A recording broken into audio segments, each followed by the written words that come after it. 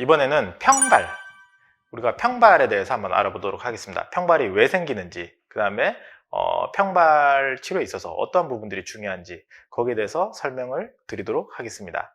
나중에 뒤에 이렇게 실기 나오는 영상을 보실 때 여기서 제가 멘트한 근육들은 잘 포인트를 체크해 놓으셨다가 그 근육 위주로 운동을 해주시면 좋겠습니다. 그래서 보통 이제 애기들이 태어나면 발이 어때요? 갓난 애기들은 발이 통통하죠?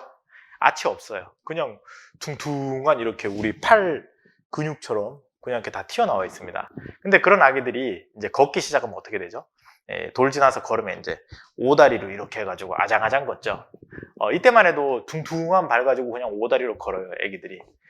그러다가 애기들이 이제 조금 크기 시작하면은 뭐 한 3살, 뭐 이렇게 4살 이렇게 되면 이제 애들이 X다리로 걸어요. 그때는. 그래서 한 3살, 뭐 많게는 한 5살, 뭐 이때 X다리로 걷는데 이렇게 X다리로 걷다가 조금씩 이제 뭐 만 한 3년, 4년 정도 지나면 이제 아치가 살아나요, 애기들이. 그래서 처음에 처음 걸 때 5다리로 걷다가 조금 나이 더 먹으면 X다리로 걷다가 한 초등학교 정도 가면 이제 애기들이 거의 다 이제 무릎의 축이 거의 정상 정렬로 돼서 X다리가 많이 없어지게 됩니다. 근데 초등학교 들어갔는데도 얘가 좀 X다리로 걷는다. 그러면 얘가 패턴이 약간은 X다리형 타입이다. 또 초등학교 들어갔는데 뭐 여전히 이러고 걷는다. 얘가 약간 좀 5다리로 걷는다. 그럼 아들이면 아빠 걷는 모습 한번 보시고 딸이면 엄마 걷는 모습 보면 돼요. 그럼 거의 비슷해요. 그래서 이 평발은 조금 이제 타고난다. 뭐 그렇게 보시면 됩니다. 그래서 이 편평족, 이 타입이 2가지인데요. 유연성 편평족하고 강직성 편평족으로 나뉘게 되겠습니다. 그래서 그냥 얼핏 봤을 때는 아치가 살아있는 것 같은데 이렇게 서는 순간 아치가 되게 무너지게 그렇게 보여집니다. 그래서 이런 사람들이 이제 태어났을 때부터 이제 좀 뭐 유연한 발이 이렇게 있는 경우인데요. 유연성 편평족 같은 경우는 이렇게 아치가 서 있을 때 무너졌지만 엄지발가락을 제끼면 이 와인드리스 기전에 의해서 아치는 또 살아나요. 그래서 이런 분들은 이제 유연성 편평족인데요. 뭐 어렸을 때 이렇게 이런 게 빨리 관찰되기도 하고 중고등학교 때 이미 이런 패턴이 어느 정도 결정이 납니다. 그래서 요거를 뭐 치료해주고 싶으면 깔창을 처방해가지고 뭐 끼고 다니는데 뭐 2, 3년 깔창 깔아도 뭐 아치가 안 살아나면 그럼 그냥 뭐 그래 살아야 돼요. 그래서 뭐 크게 어렸을 때 편평족이 있다고 해서 막 크게 아프고 그러진 않아요, 애들이. 근데 만약에 이제 뭐 나이를 좀 먹었다. 저는 항상 기준을 35세를 기준으로 많이 잡는데 35세 정도 되면 디스크의 수분도 빠지고 디스크도 퇴행이 되고요. 또 한 가지 더, 이 발바닥에 있는 지방 패드가 얇아져요. 그러니까 이제 지방이 있어서 이렇게 충격 흡수하는 그 지방 패드도 얇아지고 족저인데 스프링 리가먼트, 아치를 살려주는 이 구조물들이 이완이 됩니다. 그래서 35세에 지나면 슬슬 이제 발이 퇴행이 됩니다. 그래서 이런 유연성 편평족이 있는 분들은 나이를 좀 먹으면 이제 요것 때문에 이제 문제가 좀 생길 수 있습니다. 그리고 또 이제 또는 이제 강직성 편평족. 주로 이제 뭐 보면 이제 뭐 제가 환자분들 보면 이렇게 뭐 족저근막염이 되게 심하거나 아니면 뭐 외환부지가 있다거나 이렇게 뭐 보면은 아예 발 자체가 다 내려와가지고 굉장히 딱딱해요. 이미 근데 그런 분들은 보면 고관절이라든가 하태 근육이라든가 몸이 좀 전신이 뻣뻣한 분들이 많아요. 그래서 이제 그런 분들은 이미 무너진 상태로 그냥 적응하고 산다고 봐야 되는데 치료 오셨을 때 치료해 보면은 쉽지는 않습니다. 왜냐면 몸 전신을 케어를 해줘야 되기 때문에. 그래서 편평족은 2가지 타입이라는 거 그거를 좀 알고 계시면 되겠고요.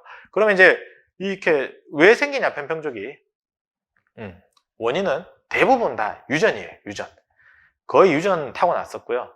그 다음에 편평족이 있으신 분들은 주로 보면 아킬레스 텐던이 긴장되어 있는 분들이 많습니다. 종아리 근육이 짧아진 사람들이 많아요. 왜?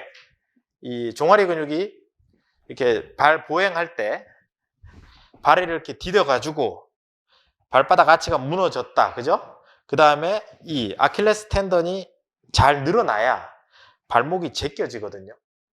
이렇게 제껴지고 난 다음에 뒤꿈치를 들어야 이 아치가 살아나는, 와인드리스 기전에 의해서 아치가 살아나는데 이 종아리 근육이 짧은 사람들은 디뎠어. 발 지면 접지 했어. 여기서 90도 이상 구부려져야 되는데 안 가.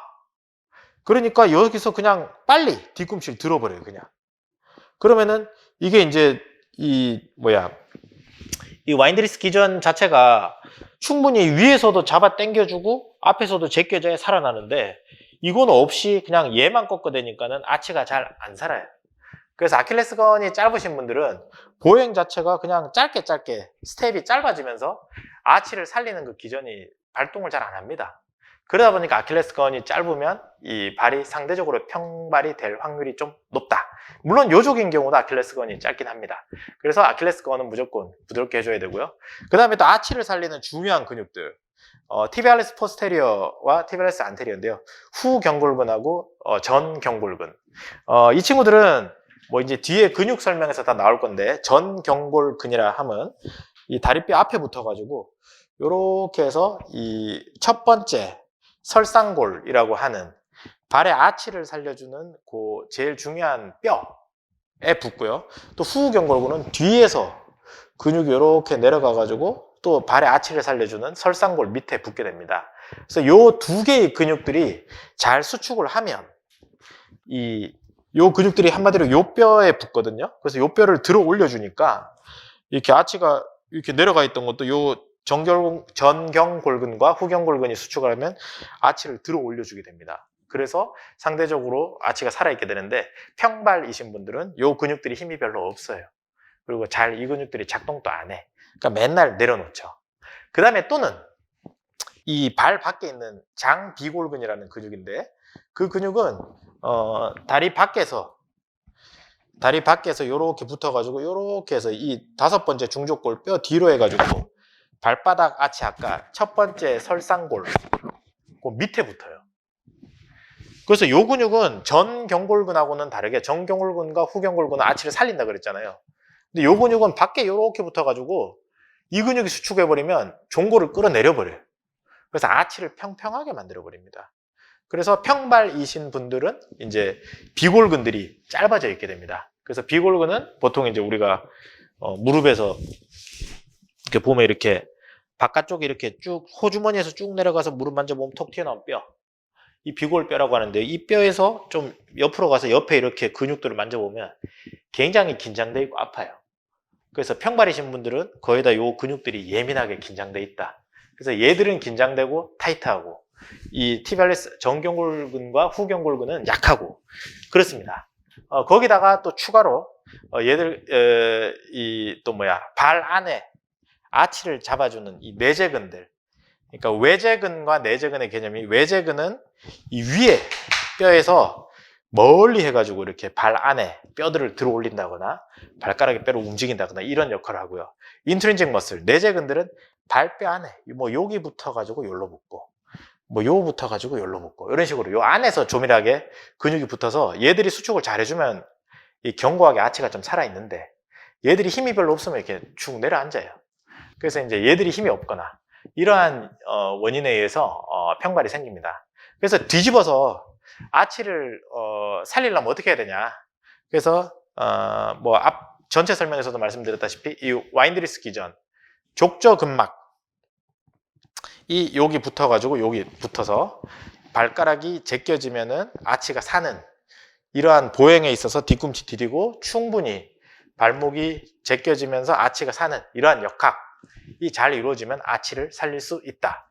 그 다음에 아까 말씀드렸다시피 인트린직 머슬 발 안에 붙어있는 조밀한 근육들이 잘 수축을 해주면 또 발 안에서 내구성이 좋으니까 딱 잡아서 아치가 무너지지 않게 되죠. 이 내재근들이 잘 활성화돼야 된다. 또는 이제 내재근 중에서도 좀 특징적인 게 이제 무지외전근. 이 엄지발가락 요 옆에 붙어가지고 요 종골 옆에 붙는 요 근육인데요. 요 근육이 잘 수축을 해주면 이 보통 평발이 될 때 아치가 무너지는 기전이 이게 요렇게 요런 식으로 요렇게 되면서 요 엄지발가락이 안으로 이렇게 돌아버리는데 그거를 갖다가 무지외전근이 수축해주면 이렇게 밖으로 돌면서 아치를 살려줘요. 그러면서 상대적으로 무지외전근은 여기 붙어서 여기 붙기 때문에 종골도 안으로 이렇게 모아줍니다. 그래서 아까 초창기에 말씀드렸다시피 종골이 밖으로 버리지면 아치가 무너져 버리고요. 종골이 안으로 당겨지면 아치가 살아납니다. 그래서 이 무지외전근은 이 아치도 살리고 그렇게 되면서 상대적으로 아치가 사니까 이 경골본도 밖으로 돌아요. 아치가 무너지면 다리뼈가 안으로 돌고 아치가 살면 다리뼈는 밖으로 돈다. 그래서 이 무지 외전근 얘의 기능에 의해서 아치를 또 살릴 수 있습니다. 그래서 종합해 보면 평발이신 분들은 뭐 타고나게 평발이고 뭐 강직성 평발이라 하더라도 기능적으로는 일단 전 경골근과 후 경골근의 힘을 키워줘야 되고요. 그 다음에 아킬레스건 뒤에 있는 종아리 근육은 최대한 늘려줘서 길이가 잘 나오게 해줘야 되고요. 그 다음에 이 밖에서 아까 아치를 낮추게 하는 방해하는 근육, 장비골근이라는 근육이 긴장되면 아치가 무너진다 그랬죠. 그래서 이 바깥쪽에 있는 근육은 이완시켜줘야 되고요. 그 다음에 마지막으로 발 안에 있는 인트린직 머슬, 내재근들은 강화를 시켜줘야 됩니다. 이렇게 해서 평발에 대한 관리하는 방법, 그리고 평발에 대해서 알아보았습니다. 좋아요 꾹, 구독 꾹, 알람 설정 꾹 꾹.